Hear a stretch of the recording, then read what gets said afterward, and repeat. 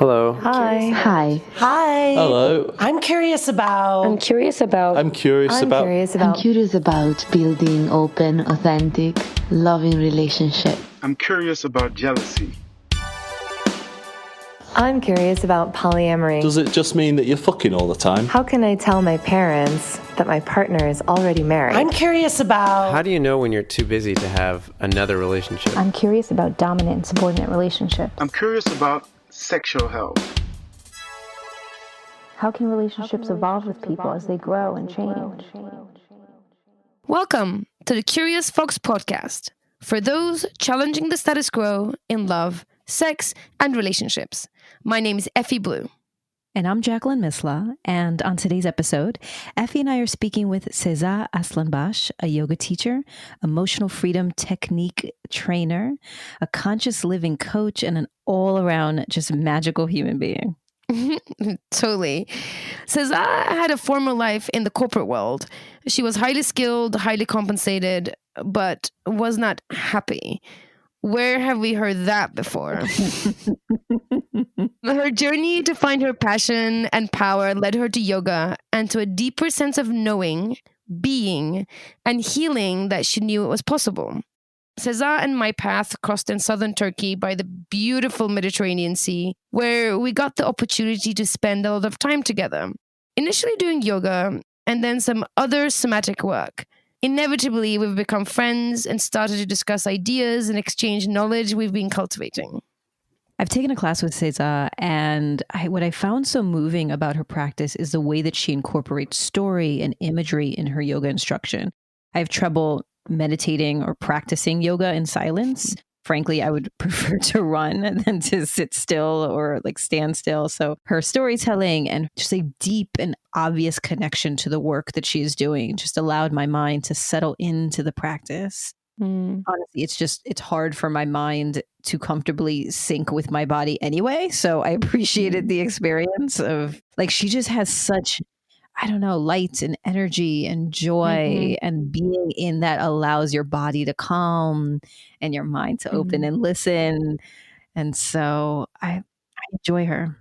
Yeah, I experience her to be an anchor, actually, for me, anchor into the present, because, we talk about this all the time. I'm the same. The only reason I'm being able to meditate now is because I spent years learning to meditate in motion, because I just couldn't meditate sitting still.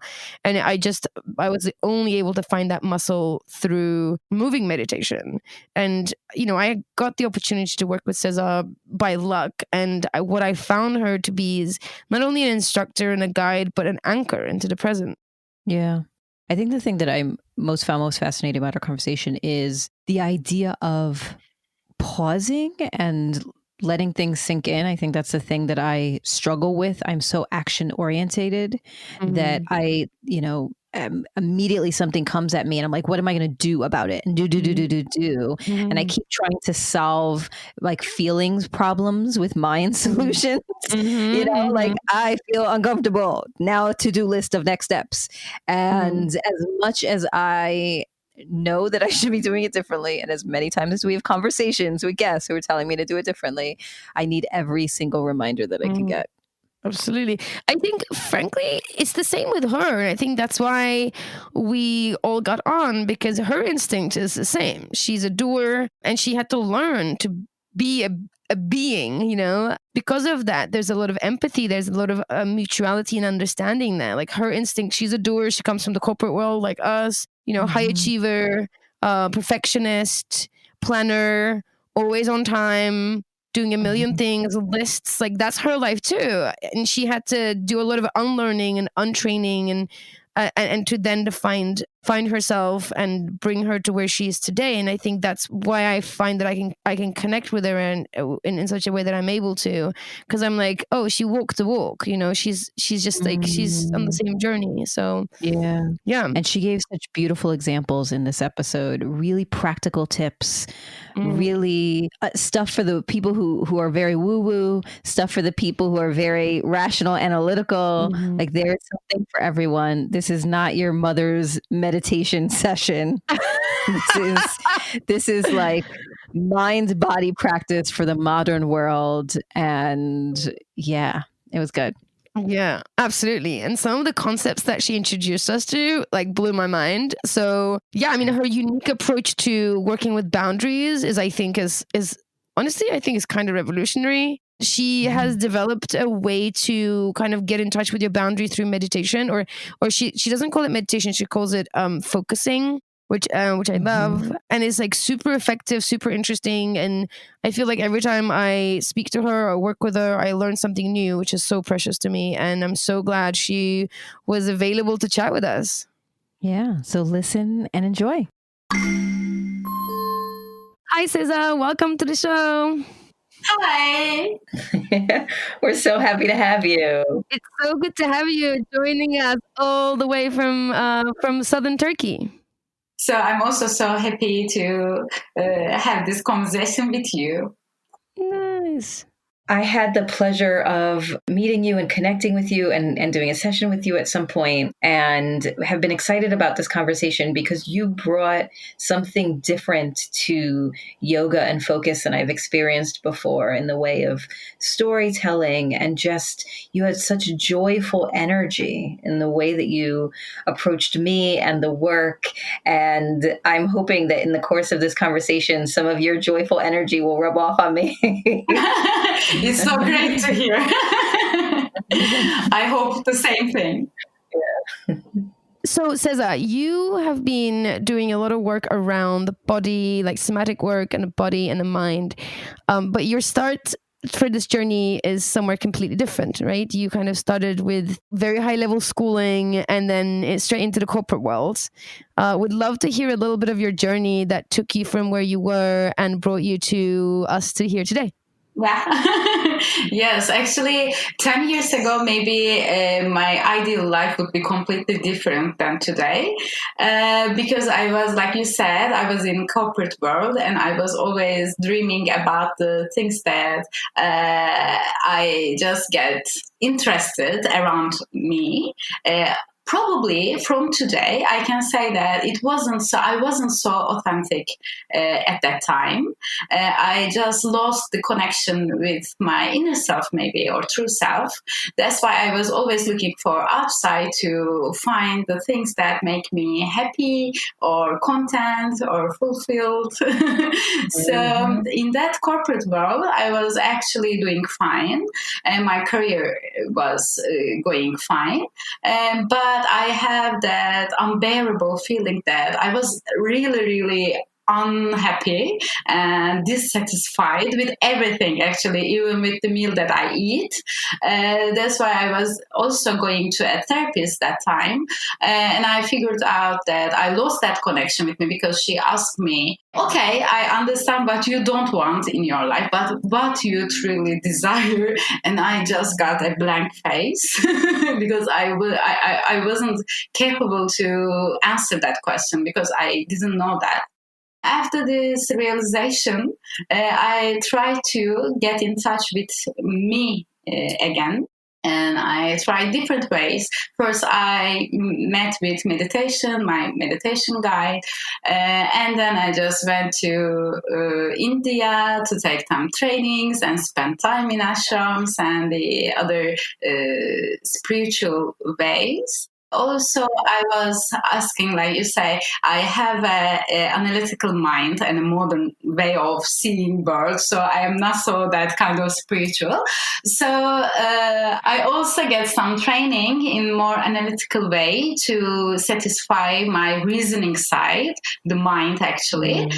So I'm trying to combine these two things with also contribute my own experiences.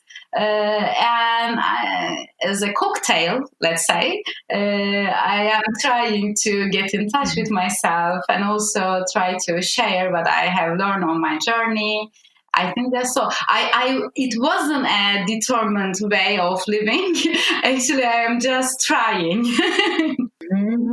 No, but that sounds exactly right. I mean, the fact that you are saying, now I don't know what it's going to look like, but I am connected to myself and I will follow that compass essentially. So we'll see what happens. I think is the way in which we're trying to move towards living, as opposed to what you described before, which was a pre-described plan. And I love that you started by saying that 10 years ago you would never have had this vision for yourself. And I'm sure you're so much happier now.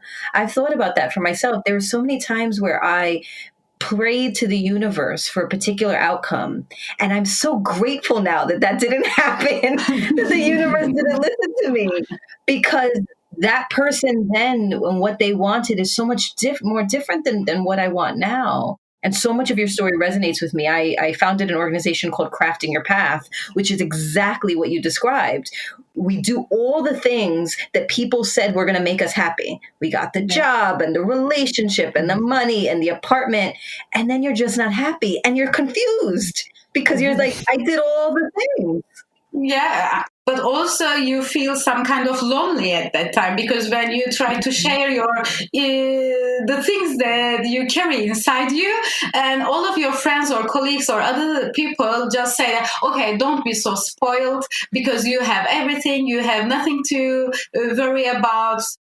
Yeah, for sure. I think it's also confusing. I think it's, I definitely, when I've been in that spot, felt angry because I feel like I kept my side of the bargain. I did all the things that I was supposed to do. And I'm like, I was promised a life, like that was the other thing that I felt. I was like, hold on a second. I went to the schools. I got my corporate job. I, raced up the ranks. Like I was promised happiness. Like where's my happiness? Yes. So I think there's definitely some anger there too. Yeah. So tell me about the moment when you decide I'm leaving the corporate world and I'm going to India, because that's a big moment. I think in your story, you're kind of like, I was doing this, then I went to India, then let's go back to that moment. Like rewind. India. Actually, when you see that 1.5 years of that time, it is kind of a eat, pray, love movie, because first I got divorced. And then it was like a calling, because my manager was pushed me a lot in a meeting, and it was a spontaneous decision. Actually, I had that desire inside me, but I wasn't clear about my financial issues or other things, and I didn't have the courage to say that out loud. But my manager just pushed me a lot, and spontaneously I heard a voice inside me, please don't lie, because she was asking me, okay, are you thinking quitting or not? And I said, actually, I am.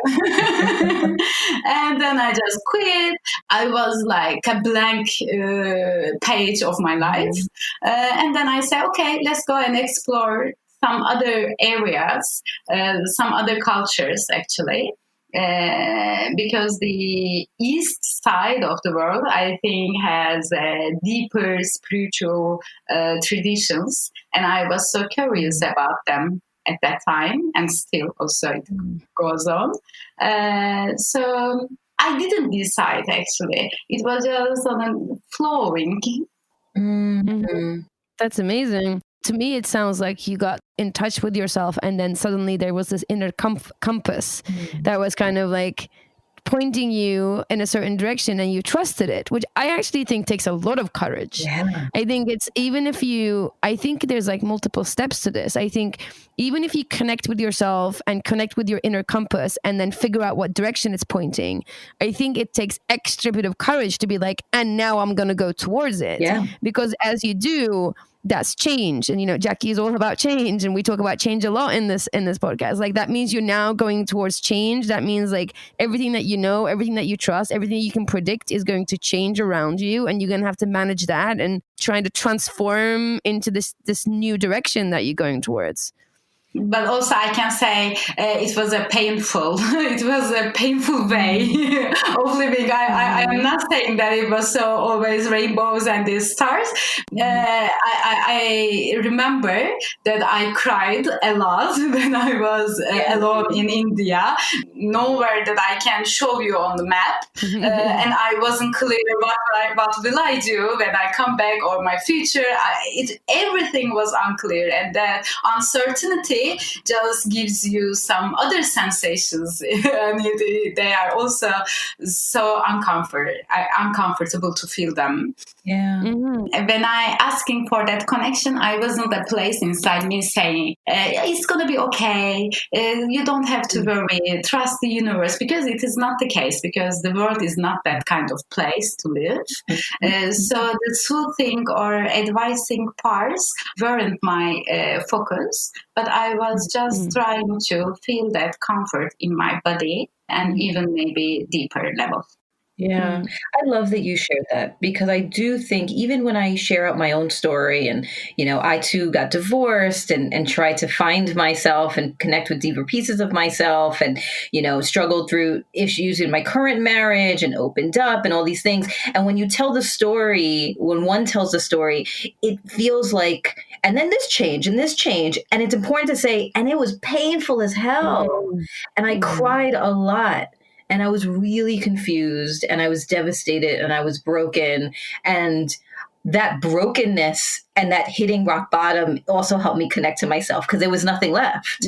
There was no other external markers. There was nothing else. You're just sitting with yourself. And honestly, for me, and I'm interested as we talk about kind of connecting to the body, I spent a long period of time not connecting with my body, living in my mind. And then once I started connecting and feeling, there was a lot of hurt feelings. And I was like, this sucks. Feeling is terrible. What is this? Like all this feeling stuff. And now I'm anxious. Now I'm worried. Now I'm sad. All of the pain that I had ignored in order to find success and happiness washed over me when I was finally quiet with myself. And that was really hard. And so I appreciate you saying that even though it felt like Eat, Pray, Love, it still was hard and painful and sad and confusing. Yeah. Yeah. I think the thing that also stood out for me when I was hearing that part of your story is like the what you said about uncertainty brings up other parts of yourself that you're not otherwise aware of. Like sitting with uncertainty, sitting with ambiguity. We talk a lot about ambiguity, which is essentially uncertainty. Just like brings up all these parts of you, like different senses become alive. Because I think if you nothing is certain, but if you're living in an illusion of certainty, which is essentially what we live in, not real certainty, but an illusion and certainty, it does dull some of our senses. Like we just like trust this illusion that we know what's coming next, and we sort of move from there, and it dulls some of our senses. I can totally imagine if you allow yourself to like sit in uncertainty, and uncertainty in no uncertain words, like you're sitting there and there's nothing but ambiguity, that like the senses that were dulled otherwise will just come alive because it's like a part of your survival. You're trying to make sense of it all. So yeah, very exciting. Yeah. I think the last thing that stuck out about your story is that connection between your experience and your cerebral self, the irrational self. Because Effie and I've talked about this, that we're not woo-woo people either. And so once we like start to get into that space, we're like, what's really happening and what's really... And it speaks to your curiosity, because, Effie's big turning point in her life was understanding her connection to relationships. And then she became a relationship coach. My big fear was around change and control. And now I'm a change strategist. You were focused on connecting with your body, and now you do yoga and meditation. We were like, what's the thing that feels really hard? I'm going to make that my career. Yeah, because we know the pain, we know the things that the other people just suffer from. So maybe it creates a more sincere way to touch other people's hearts or minds. Yeah, sure. Yeah. You were really coming from an empathic place and an experience place rather than a theory place. And I think even though there's a lot of learning behind it, a lot of knowledge, I think what makes it special, at least I think I can speak for all of us, is that we also have shared experience. Like we felt those feelings, we fought those demons, we found our way, or at least in the process of doing that. And then we can, we have a willingness to share and guide other people and be guided by the people that we work with, which I am sure is the same across all of us here as well. So it's so super interesting. So Seza, your Eat, Pray, Love journey, but not the Hollywood version, the actual painful, real, full of feeling version, brought you to your work today. So can you tell me a little bit about what is it that you do? Because here's what I do know about you. We do kind of reduce your work to yoga and meditation. And I know you because we've spent quite a bit of time in the last few months together. And I know that what you do isn't just yoga and meditation. We just say that because it's like easy to say and it's quick. But what you do is a lot deeper and a lot broader than that. So I would love for you to kind of tell us, what is it that you do? What is like the work that you do, and what is it that you focus on? At the beginning of my journey, actually, I was trying to find ways to soothe me in the mind space, because I was believing that if I can understand it, then I can figure it out. But when I just took the steps and I see some experiences, I know the right thing, I can analyze it and I can give some advice for myself, but I cannot bring them on earth because I know, but I do the same thing again. I know, but I feel the same feeling again, and I can't find any other solution. And that's why I just get in a search that there should be some other ways of doing that. And that's why I just took the yoga training course, and then the other, for example, emotional freedom technique training, and the other trainings that brings our presence actually in our body. Because this is the best way to see what's going on inside me, and also to communicate better. I should know myself a little bit closer, because when we talk about our emotions, there are 6 or 7 emotions that everybody knows, and our emotion language or vocabulary capacity is limited. Just say up to 10 emotions: anger, sadness, happiness, and peace, and etc. But in a deeper level, maybe I am worried, but also worry has different layers and different sensations. Actually, emotions aren't so uncomfortable, but the sensations are. So I just look for another way of living that emotions, because everybody says that you should just get through on that emotion. Okay, but how? I should get through that emotions, but I don't know which way should I experience it. And then some way I just discovered the richness of sensations and the capacity to sense them. And I believe that everybody has that capacity, but because our focus so much externally turned out, that's why we lost that connection to feel that sensations. For example, the first sessions with my clients, when I ask them, can you feel the couch that you are sitting on? And people just say, yes, of course.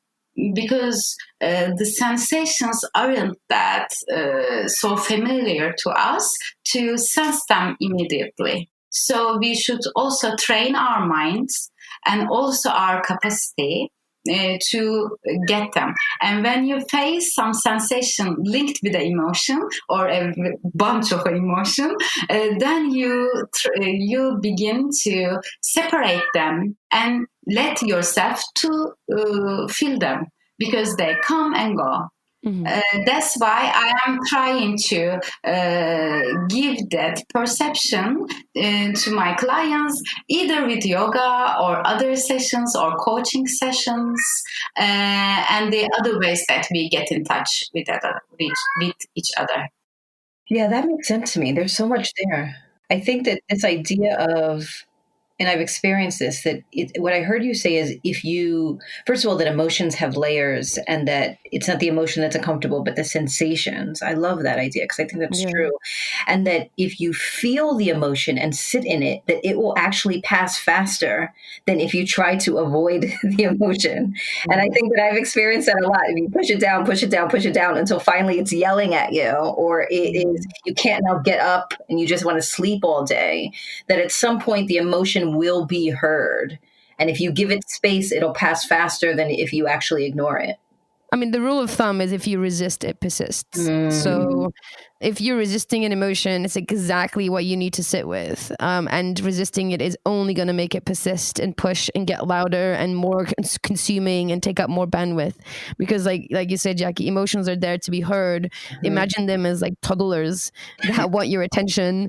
The more you ignore them, the more they're going to become unruly and loud and disruptive because they want to be heard and experienced. Yeah. And also it is a kind of a tricky way, because when you get in touch with the emotion, if you are not have the connection with your true self, then you can be easily lost on the emotion as well. I think when people just let themselves to feel that feeling, uncomfortable feeling, let's say it could be a worrying moment, when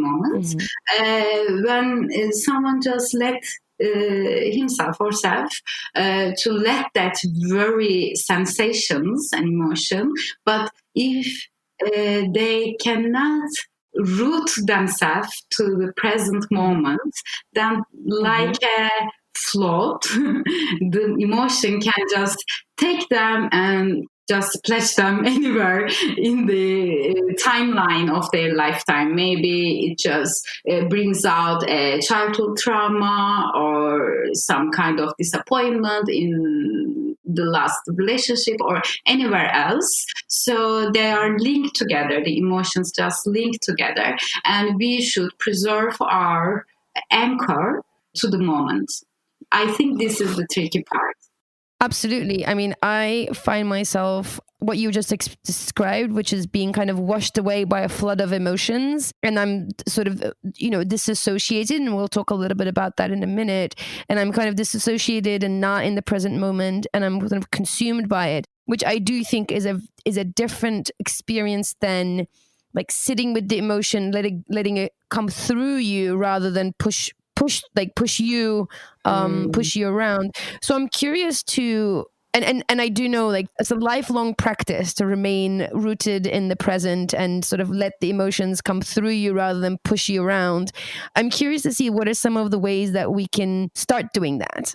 What are some of sort of, where do we start? How do we even know to be grounded in the present? How do we ignite our senses so we can feel more and have an understanding of our capacity? Maybe the first step could be label our emotions, but not like that. I'm just sad right now, or I'm so worried. But even to label them in that way, maybe we can try to express ourselves in a more sensation way of language.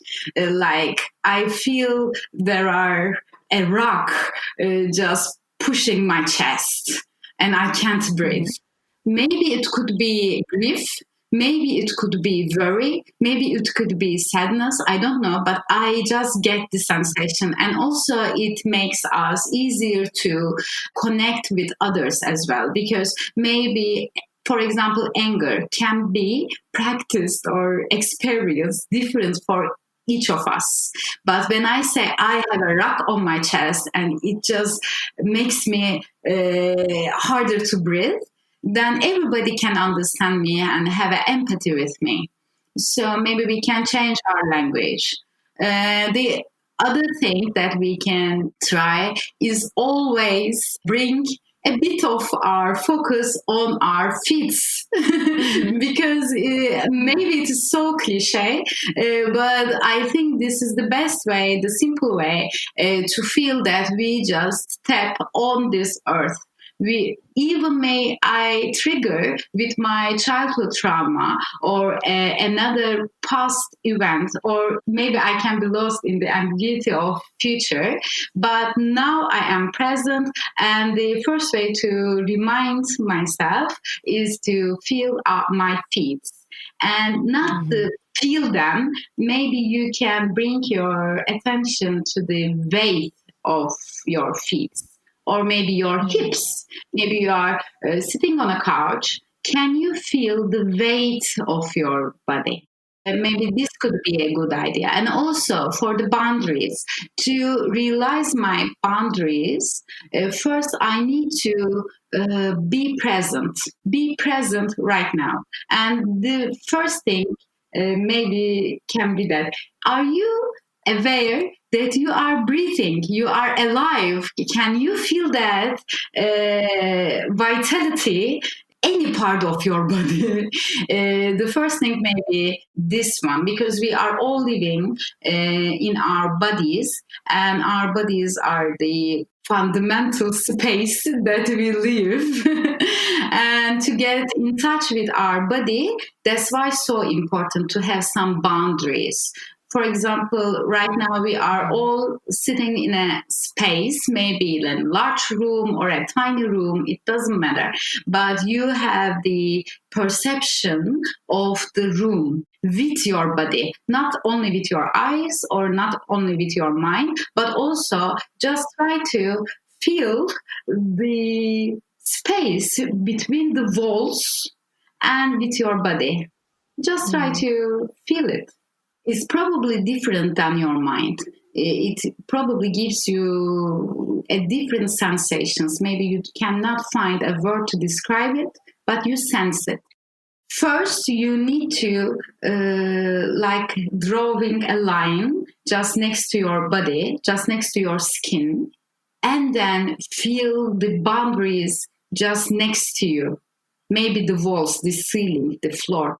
And then you may realize the boundaries emotionally or intellectually. Mm-hmm. First, you need to step on your body. Then you may get some other signals from the other boundaries that you have. I love that. Is it clear? Yeah, no, absolutely. And I love that. I love that. I just like this idea of the first boundary to really master is the edges of yourself, where you end and like the rest of the world begins.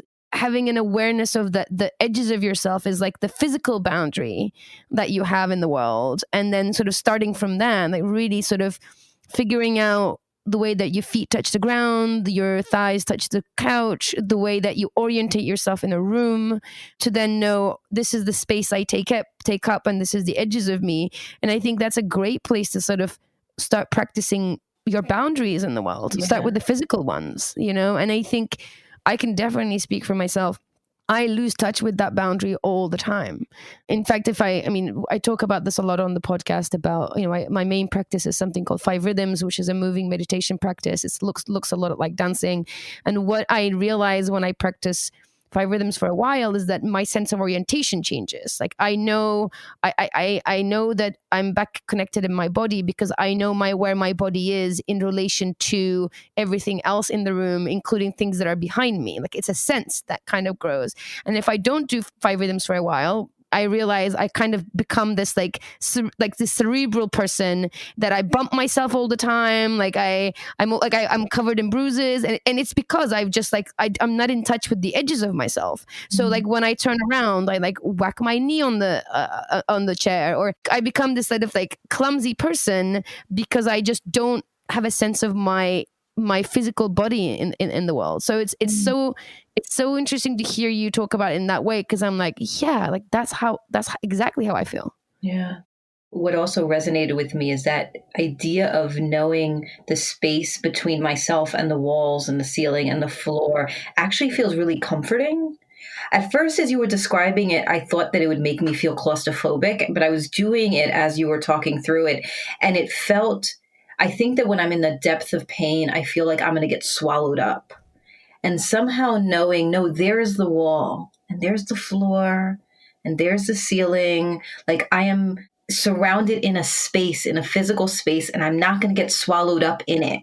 Those boundaries actually felt healthy and comfortable, almost like swaddling, as opposed to feeling claustrophobic, because it felt like this is me in this space. And so I appreciate that distinction, because I think that, again, when I allow the flood of emotion to carry me away, it feels as if nothing can stop me. And now I think being aware of, no, there are physical walls and floors around me. I'm okay. I'm not going anywhere.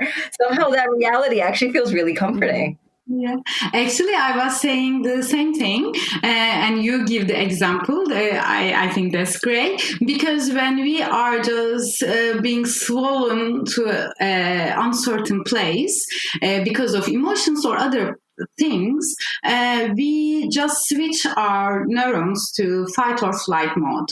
And it brings us to a more fragile state of mind.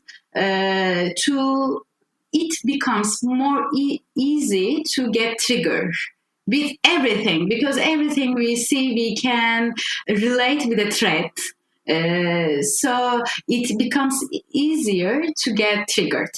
Having that sense of boundary just around yourself, the physical boundaries, reminds you are not in a fight or flight. You don't need to be in a fight or flight mode, because it is not there is nothing threatening your life. You are safe. Maybe you're struggling something, maybe you are going through something, but you are safe physically. So it just click on our nerve system. So our reactions to the same event may differ. If we are aware of the boundaries and we are safe in a place, even maybe with our bodies, it just help our nerve system to become calm and react upon it. That makes a lot of sense.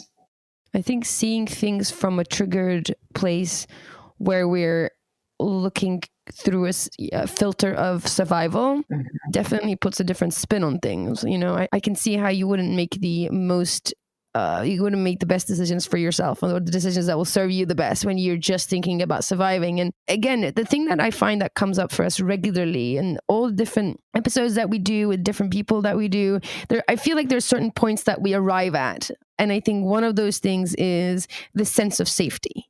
And that comes up in so many different areas. It comes up when we talk about non-monogamy, we talk about attachment, when we talk about communication, like so many different areas. It's that sense of safety, feeling safe and knowing what it feels like in our body to be safe and regulated seems to be like the first and the foundational step to so many different aspects of our lives. And when we're not there, when we are in survival mode, when we don't feel safe, when we don't have a good sense of like, what does it take for me to feel safe? And what do I actually feel in my body, in my mind when I am safe? I think those are so fundamental. And I think just finding ways to get there. Today we're talking to you, Seza, and we're talking about a somatic way of getting there. Whatever it takes for you, anybody who's listening, like find the way that gets you to that place where you feel safe in your own skin, and then start making decisions from that place. I think is probably what I'm getting away from this. I'm taking away from this.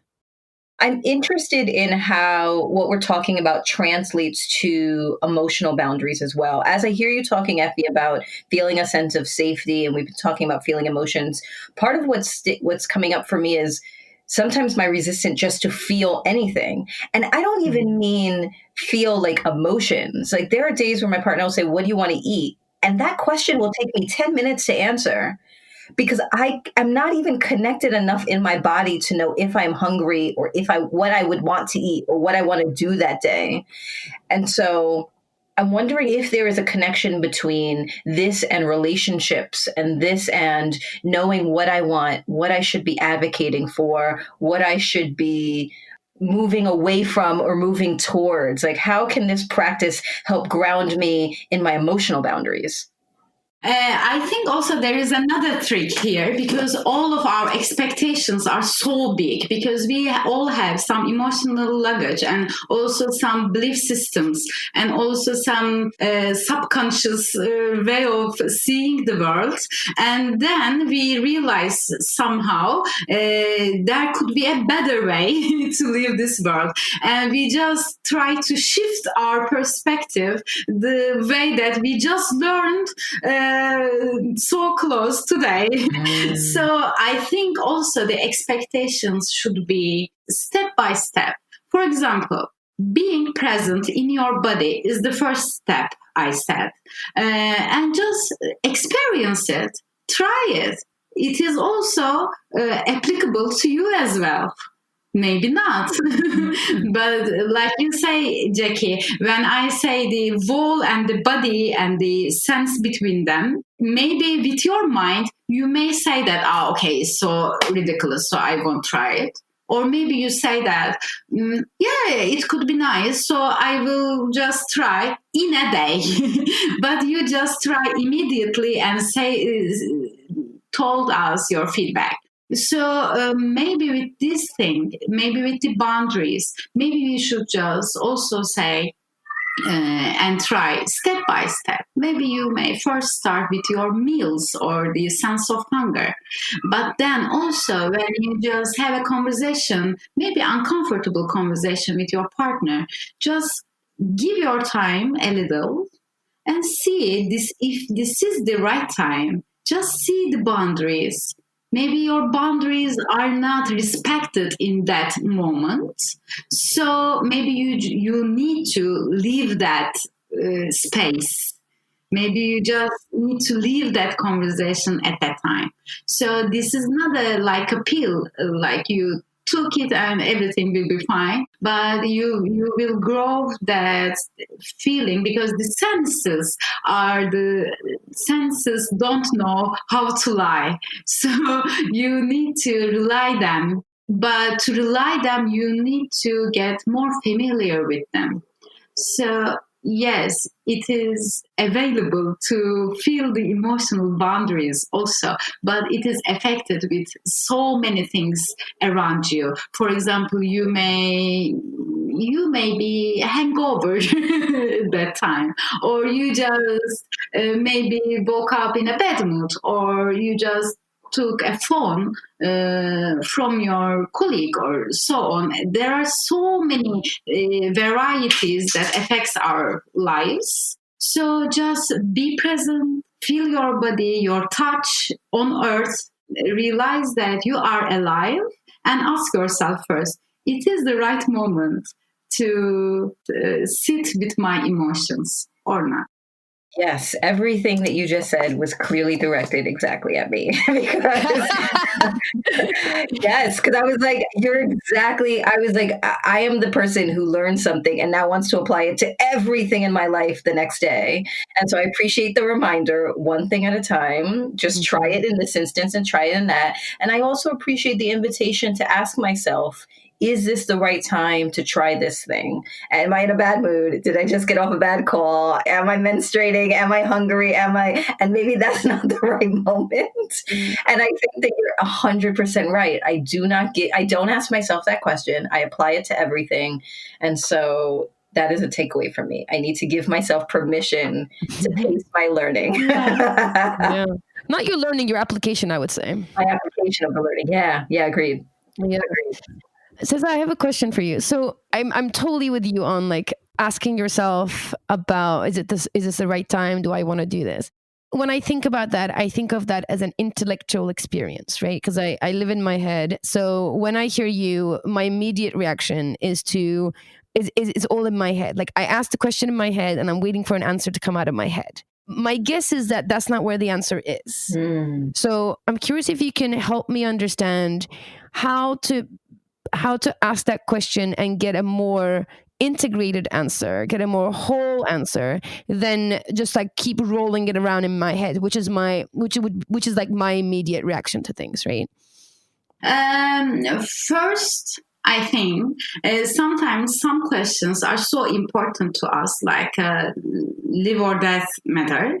That's why we associate with them so tight, so attached with the questions, and we just forgot we have a separate being apart from that question. To remind this fact to ourselves, the first step is to create a secure place, the place that we feel secure, the physical place I'm talking. And then the other ways, we need to separate our true self, because even in our minds, we know we are much more broad than that question. That's why to separate ourselves and set some boundaries from that question and my true self. For that, I am doing a kind of a vagus nerve practice. Maybe I can talk a little bit on that. Physically, I am just drawing some boundaries with my hands, just open my arms and try to feel my physical boundaries by saying V and U sound like and I'm doing this thing for 5 breaths and putting that question just next to my boundary. Invite that question. Can you, for example, maybe it would be easier to talk on an example, just like me think. As you're thinking of an example, let me just explain to the listeners what I'm seeing, because I think it's really important. So when Seza is making that sound, which I need to learn how to make, she has her hands straight out and she's kind of waving them into what feels like she's making an invisible sphere around her. So she's kind of stretching them out and moving them around, making circles and creating an invisible sphere around her, a bubble. Yes, like an invisible bubble. So like she has both of her hands stretched out in front of her and to her sides, and she's like waving them around and creating a bubble. What I actually love about making sounds, which I think is probably why people use Om and other things in meditation, is that the humming drowns out the noise in my head. So if it's completely silent, I can still hear my thoughts. But if I'm making some sort of humming sound or now this sound, somehow I can like click back into my body and the noise goes down. And you're also activating the vagus nerve, which I know Seza is going to tell us about, which is like this kind of crazy thing that you can do. It's like a fun biohack thing you can do. Okay, I'm sorry. Give your example. Go back to where you were.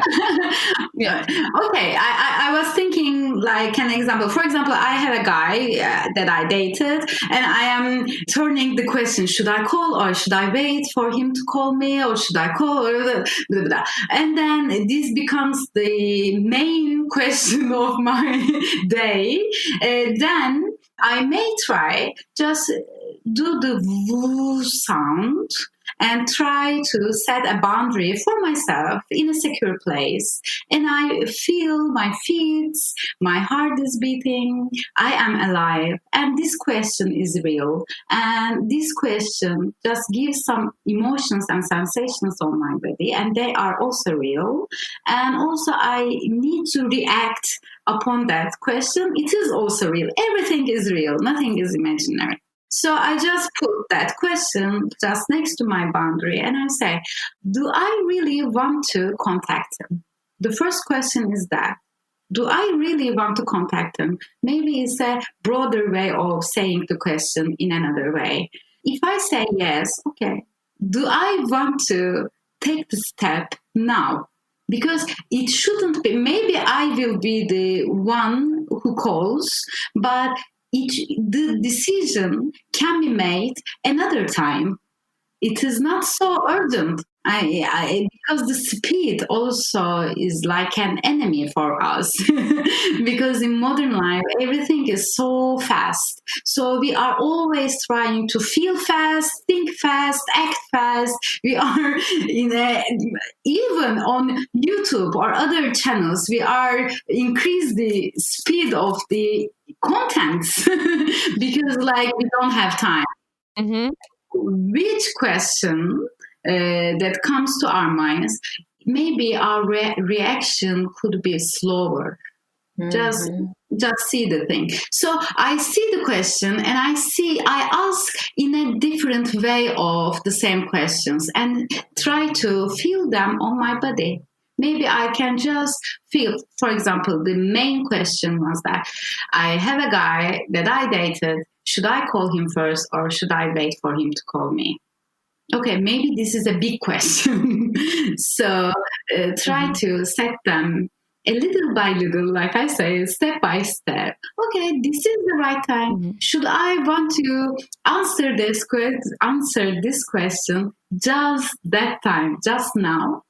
Or it is okay for me to give a minute or two to sit on this secure place. So, like a friend, maybe with this somatic way of living, because somatic means bodily sensations like a form. Like you say, we all live in our minds, so it is hard for us to connect with our body. But see, this thing, I am sometimes imagine like that. Something happens, some event just happens. It has some vibrations, and let's see, we can see them. And the vibrations of that event or that question just touch first on my mind, because our mind's boundaries are wider than our body, of course. Mm-hmm. And if I let them to touch my body, so I can reflect them on my body. So give some space and some time for myself in a secure place. It is so important. Mm-hmm. Because otherwise I can perceive that event or that vibrations like a threat. Mm-hmm. And react like a reaction of a threat. So let myself to feel that sense of security. It is also so joyful place to sit. Mm-hmm. And then just let them vibrations come to your body and see what happens in a curious way of waiting. Mm-hmm. I don't know. This answer your question or? Absolutely, fantastic answer. It's a great answer. It's a great answer, and it's just there's so much there. I'm like letting it touch my body. Yeah, and I'm taking furious notes. That's the distinction. I'm like writing as fast as I can, and it's beautiful. This idea that it hits our mind before our bodies, and that we need to give it time to hit our bodies. I love that, because I just associate with that so much, because yes, this idea that your mind has broader boundaries than your physical body just resonates with me so much, because that's like, I feel like my mind is boundless and my heart is boundless, but ultimately my physical body has its own rigid foundation, like boundaries, and letting things hit that physical boundary so that I can fully sense and be in touch with my own self and this thing that I'm trying to handle is a revelation. This is a moment of revelation for me. And also your body is more solid, so it is more strong than your mind or your heart. Your heart can be broken easily. Maybe you are not in the mood, or it's a bad day for you, so your mind can break easily. Your heart can be broken easily, but your physical body, it is so hard to get harmed. So true. So true. I was gonna say, this is like washing over me now. It's amazing. I'm wondering if the practice is the same depending on where you are on like the sensitivity spectrum. Mm-hmm. Meaning, for my whole life, I pushed away my feelings and compartmentalized them so that I could live in my mind, because I thought that was a stronger way to be. And now as an adult, I'm really practicing getting back in touch with my body and my feelings. My daughter is on the other side. She lives in her body. She lives in her emotion, to the point that sometimes emotion is too big for her. Her emotions and someone else's emotions can be too big for her. So when she is feeling guilt or pain or shame or hurt or sadness, she almost shuts down because it's so much, and she can cry and scream and like doesn't know what to do with all of these feelings. And for me, that's hard to watch, because I've gotten so disciplined around holding down my feelings while she's just out there expressing and emoting. And I'm wondering if the practice for each of us in that moment is the same. When I have shut my feelings down and her feelings are pouring out of her, do we both need to get quiet and kind of create a boundaries bubble with our hands and feel our feet? Like, is the practice the same no matter where you are? I will give a practical answer for that question, but on a spiritual way, in a spiritual perspective. I want to tell a story. And maybe you know that Zen story. It is said that there was a master and there was a student of him. And he was saying that, okay, I don't understand why we are sitting here, try to watch our breath and try to feel our sensations. I don't know what will it serve. And then the master says that, okay, just grab a big spoon of salt and a glass of water. And then the student just brought, and the master just mixed them and say the student, okay, drink it. And the student drink and say that, oh, okay, it tastes like hell, so why did you make me drink it, blah, blah. And then the master says that, okay, just grab another big spoon of salt and just take a walk to the lake. And then they just went to the next side of lake and just mix the salt with the lake and grab a glass and offer his student, just say, drink it. And he drank and said that, okay, oh, it's so fresh. I feel so much better right now. Mm-hmm. And the master said that, okay, we are trying to nourish our capacity to embrace with that salt. Some kind of hard facts can be faced our lifetimes, but either you can be a glass of water or you can be a lake. So some kind of big spoon of salt doesn't differs so much in your taste. So, of course, I understand when your child has some kind of emotion that she cannot contain by herself, then as a parent, you have the responsibility, or because of that loving relationship, you contain that emotion for her. And with your containment capacity, you also create an ideal for her. For example, something bad happens, but you know how to contain it. Maybe you can just sit with it, maybe you can cry, or let her cry, or let her scream to express all of her anger. But you contain her. You always said, okay, you can do anything. You can sense everything because I'm here and you are safe. You don't need to worry about anything. I'm here. You are safe. So express it. Feel it. So it is easier for her, obviously, to leave that feeling, emotion. But as an adult, for ourselves, we only have ourselves. If we expect other ones, maybe with our partners or maybe with our parents or friends, if we expect them to contain that space and time for our emotions to be expressed, then we can be easily disappointed.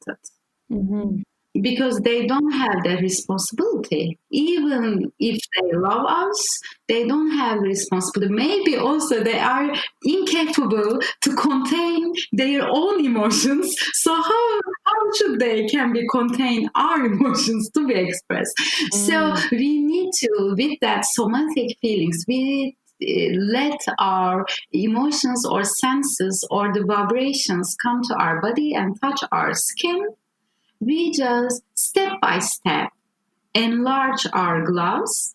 Hopefully, all of us turn into a lake at the end. But we are trying to be in that kind of containment.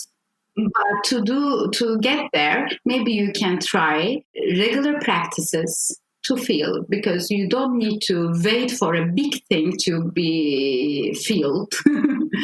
Maybe you can just feel the boredom.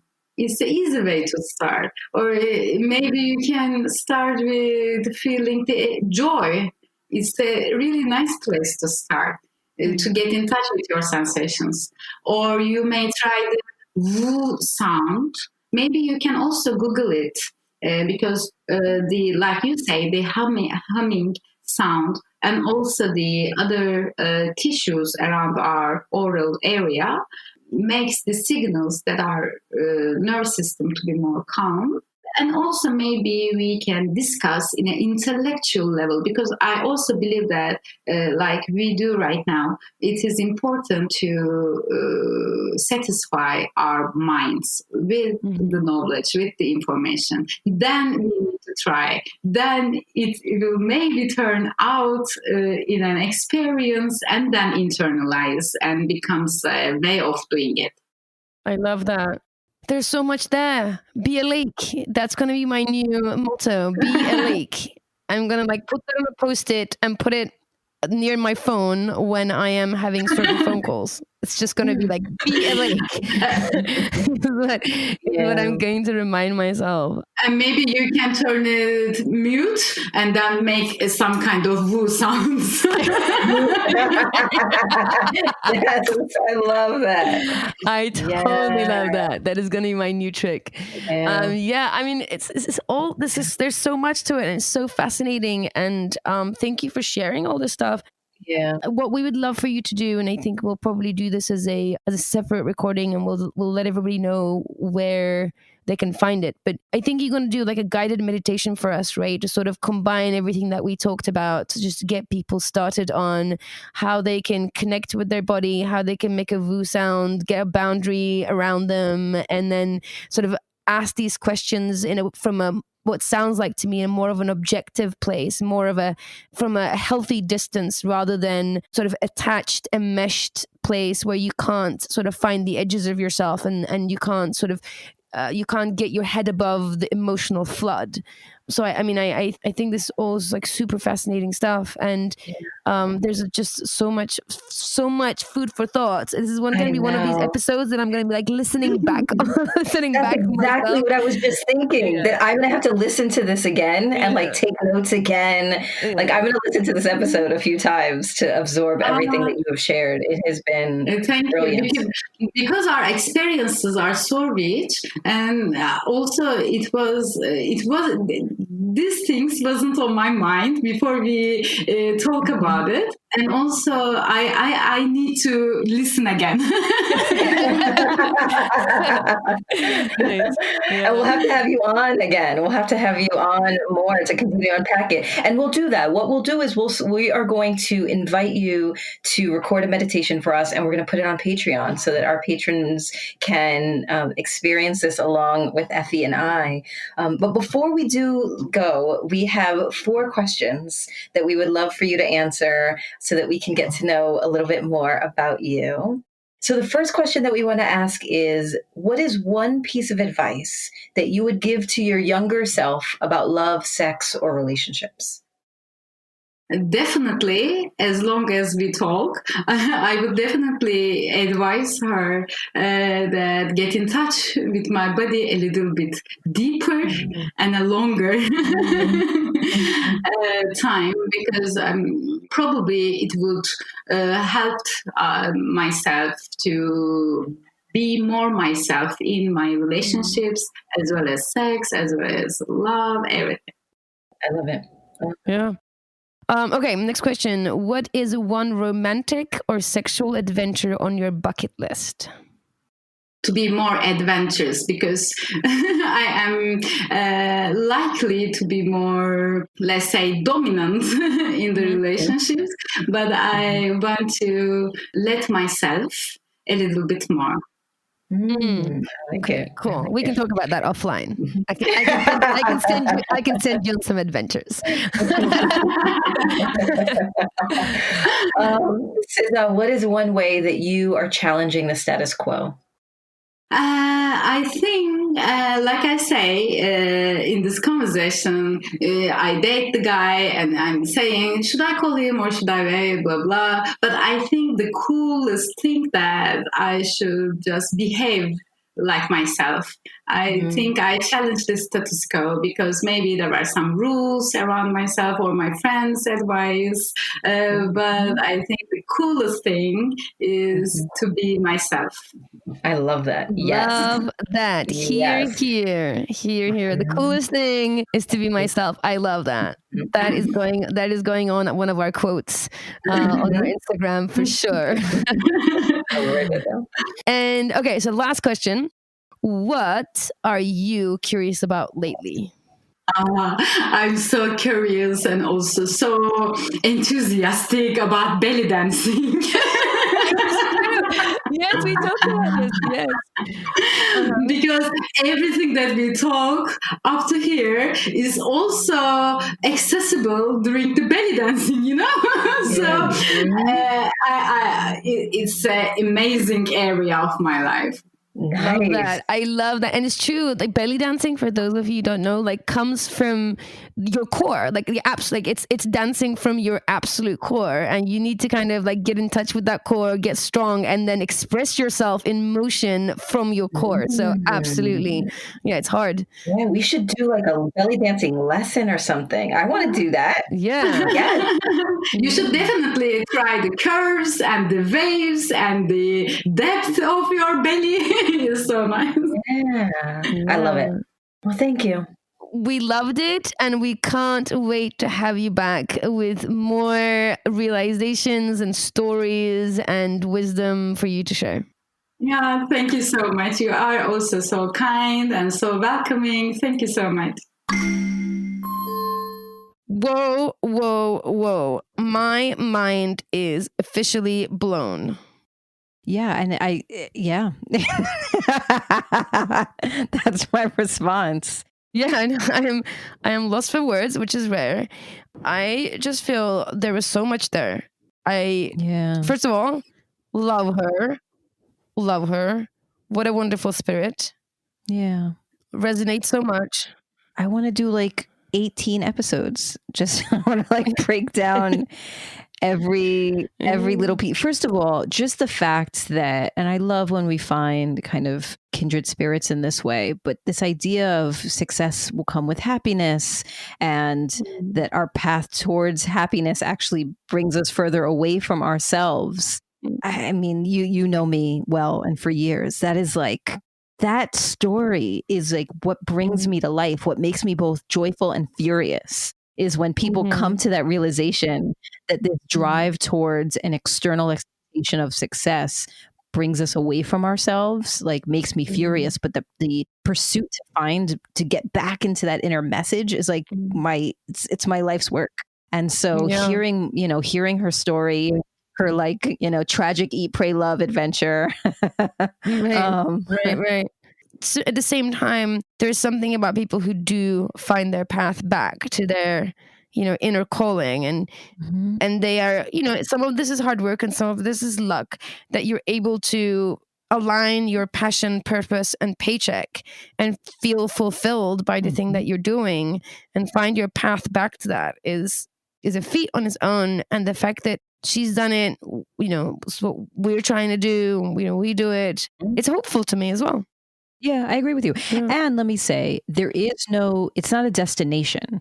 It is just a journey on a different path. And so you and I, every single day, continue to try to stay aligned with our core and listen to our, inner compass, and often go astray and then have to be led back. And so it's just, it's daily work. It's like being in an open relationship. It's like being a parent. It's like being engaged in health and wellness. Like, there are good days and they're bad, but you're on the journey.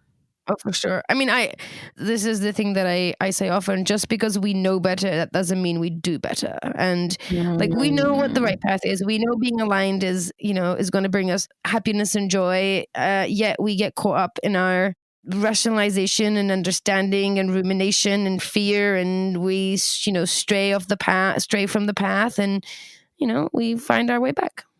I think actually that was one of my biggest takeaways from the conversation is I believe that if I can understand it, if I can rationalize it, then I can fix it.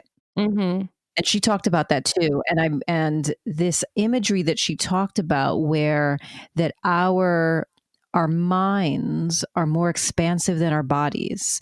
And so the situation will hit our mind before it hits our body. And we just have to be patient before we come up with a mind solution to something. That really was powerful. Totally. Because it's exactly how I show up. It's like, oh, here's the situation. Great. Think your way out of it. Instead of feeling any of the things, like, don't feel. I'm like Elsa. I'm like, don't feel, don't reveal. Like, yeah. And it never works for me. So why do I keep doing it? I think it's just about using the strongest muscle you have. I am the same. Rationalization is my number one defense mechanism. And if I understand it, it won't hurt me. If I understand it, I can, problem solve my way out of it. If I understand it, it will, somehow, be different. And yes, over and over again, I try to understand my way around things and through things, and it doesn't work. And same, I think this idea that things hit our minds before they hit our bodies was a huge game changer for me, because I do live in my mind, and my mind does feel expansive, and it is full of information and knowledge that I've gathered, which makes me feel safe. Like I feel, the more I understand something, the safer I feel. It is an illusion. And because it's so expensive, it is picking up, it's like a radar, it's picking up things way before they actually hit me, And I am so blown away by this idea of like, just hold tight, like hold your nerve that extra little bit and let it hit your body and see what kind of a feedback and direction you're going to get from that experience is truly mind-blowing to me. I'm like, I am now on a new path. Yes, it has changed my course. Yes. And this idea that our bodies are stronger than our minds and can withstand that. And even, we talked about that, right? First of all, that emotions have layers. I love, because it's true. It's not just worry. We talk about that with jealousy, that it's a cocktail of other things, but that's true with anxiety, with worry, with fear, that there are layers of emotions, and the emotions in them of themselves are not uncomfortable. It's the sensations that come with them. But when we don't allow those emotions to sit with us, when we fight against them, it is actually much more painful than if we just sit in it, just sit in the thing. And again, I know this. I know that it is easier to just sit in it and to let it pass. It's like having a good cry again. But I don't do it, Effie. I'm going to do it now. I'm going to keep practicing it. Yeah. No, I hear you. And again, going back to the thing, just because we know better doesn't mean we do better. I know, as a motto, say it to clients all day, every day. If you resist, it will persist. And yet, I know the thing that I'm resisting is the thing that I need to sit with. The thing that I am like mentally running away from is the thing I need to run towards. I know these things, but this goes back to what we're saying. Just because we know, just because we understand, it's not effective. You need to internalize and feel it in the sensation level, feel it in the body level. Only then change will come. Yeah.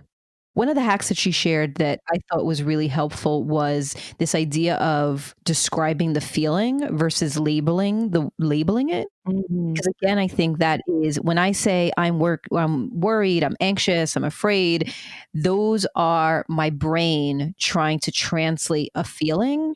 And when she describes instead saying, I have a rock on my chest that makes it hard for me to breathe, like that description, I think she talked about, number one, creates empathy, because other people can be like, oh, I've felt that before. But that's just so much more accurate than trying to label it. And so that's something I'm absolutely going to try after this conversation. Yeah.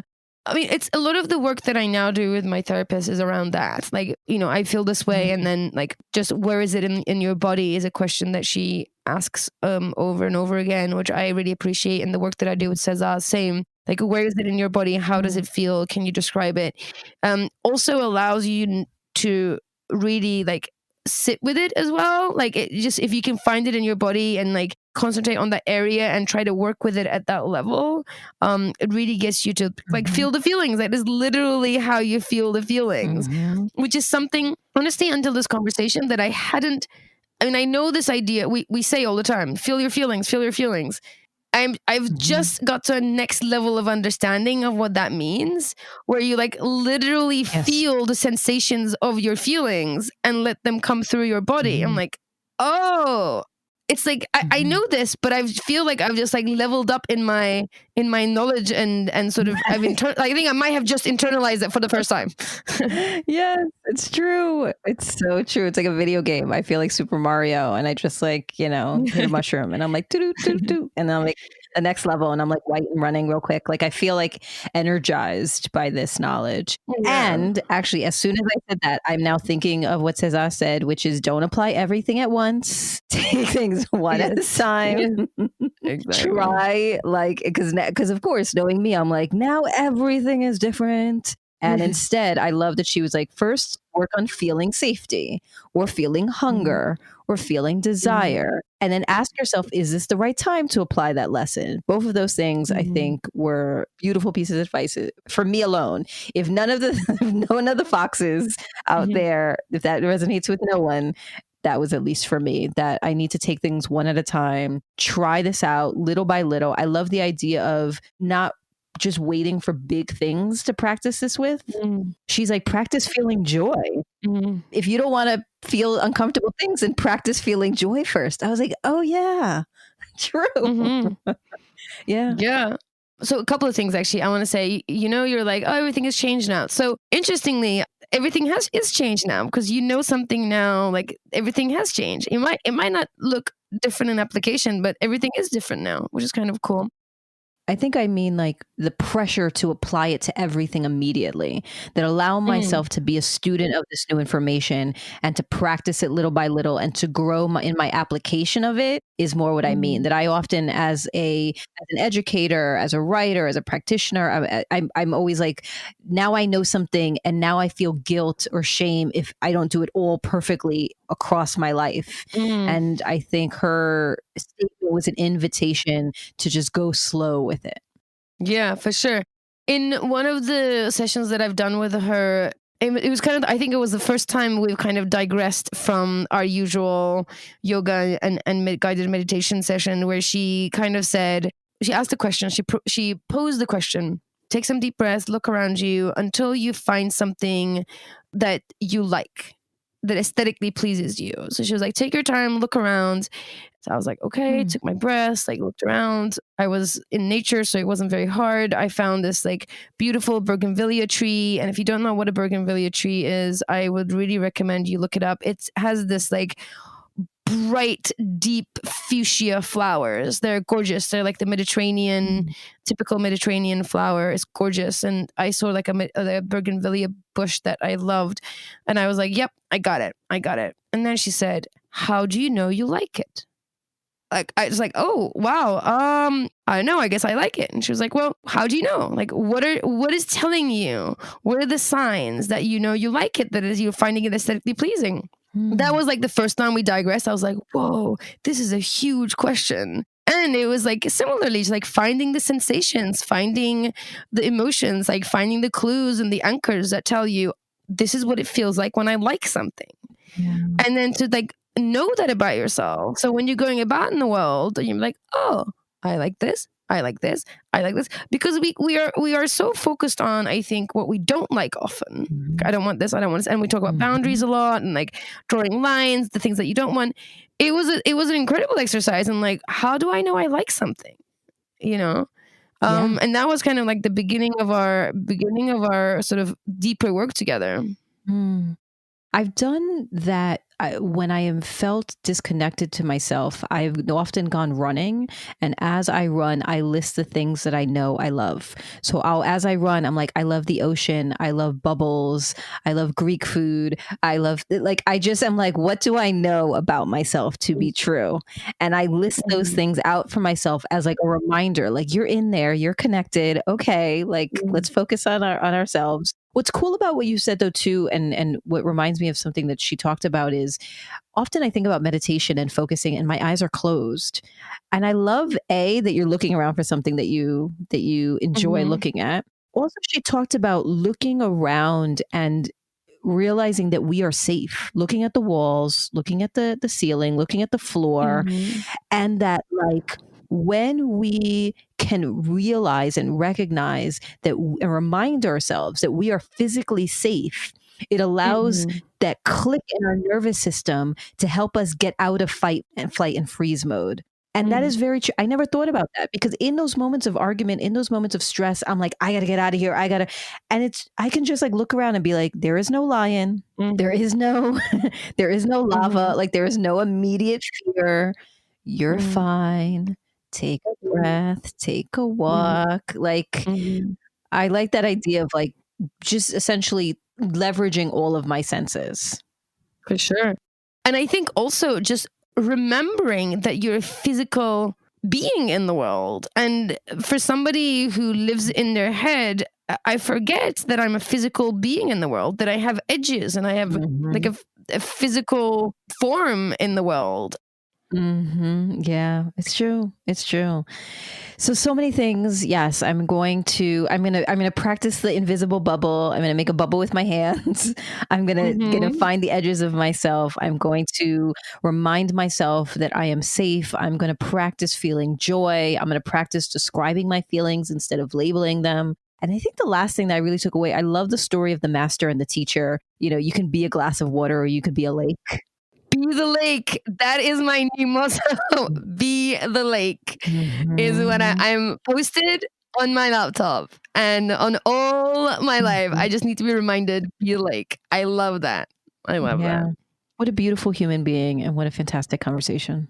Absolutely. And I can't wait to have her back. She talks about so many interesting things. I am convinced that we'll have her back.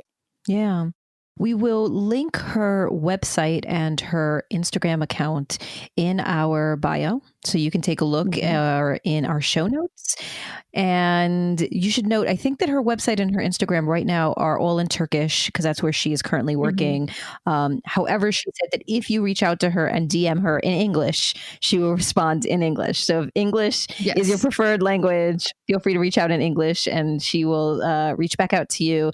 And if you speak Turkish, then great. Then go on to her website and her Instagram. Go and reach out to her in Turkish. Yeah. No, and as you heard, her English is perfect. So she is more than capable of reaching back out to you in English. And you can reach us also.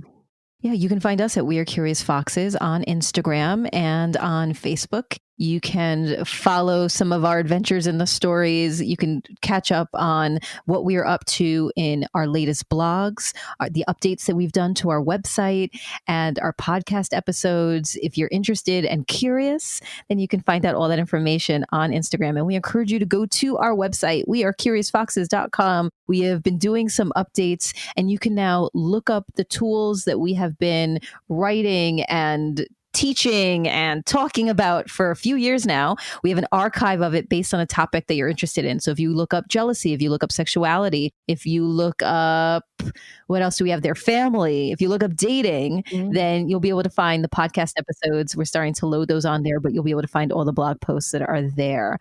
And if you want more, if you want extra, then you should join Patreon, because we are going to be adding a meditation from Seza on our Patreon.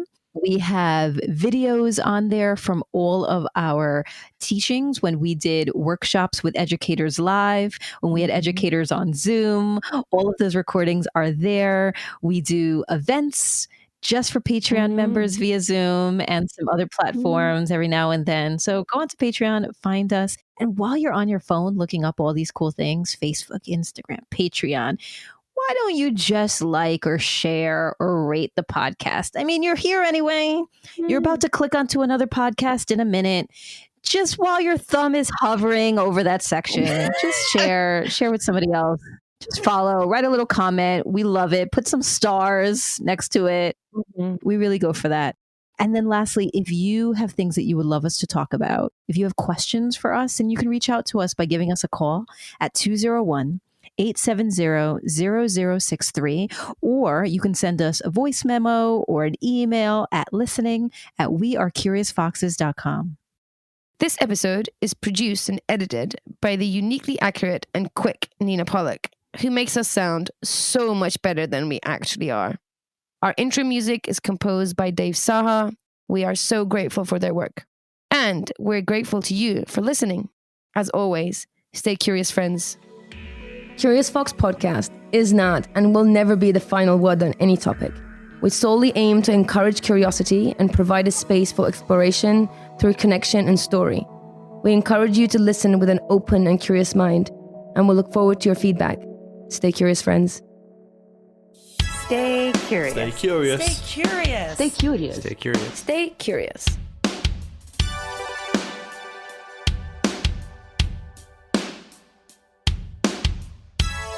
Stay curious.